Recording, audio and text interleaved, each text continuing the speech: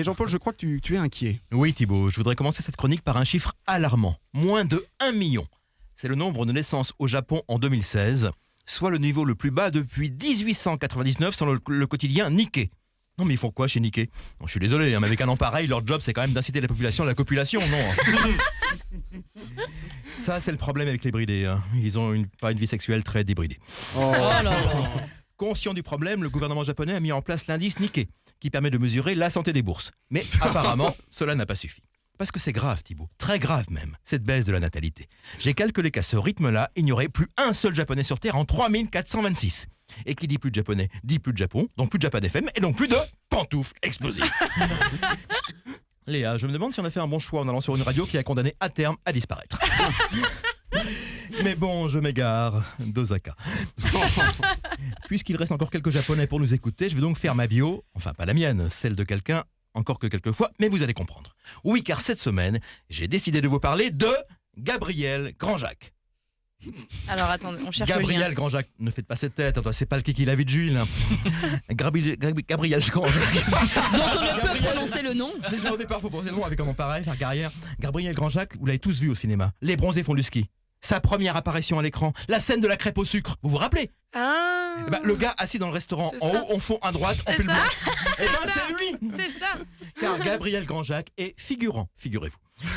J'ai une tendresse particulière pour les figurants. Ce soir, je veux leur rendre hommage. Ce sera la première fois qu'ils sachent qu'il m'est dommage de ne le faire que par la voix. Oh. C'est beau ce que j'écris, on dirait du Goldman. Alors le figurant, c'est la personne que l'on convoque à 8h pour un PAT à 11h. Alors PAT, je précise pour les auditeurs qui l'ignoraient, signifiant prêt à tourner. Sauf dans les films de Rocco Siffredi où il s'agit de prêt à tirer. Oh. Car le cinéma, pour un figurant, c'est l'école de la patience. Le figurant vit dans l'attente. Quel choix quand il n'a pas suffisamment tourné pour être intermittent.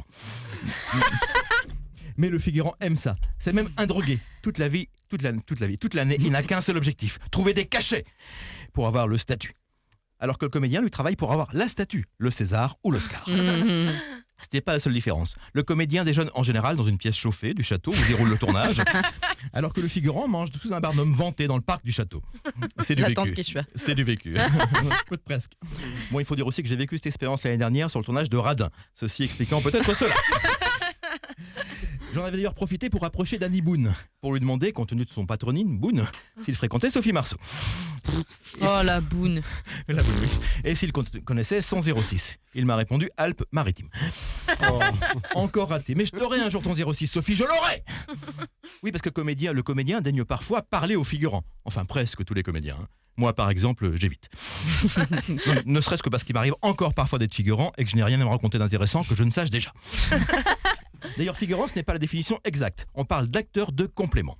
Alors, il peut être intéressant pour nos auditeurs tentés par cette carrière, qui vous permettra peut-être un jour d'apercevoir Mimi Mati, à condition de bien vous pencher quand même, Oh là là.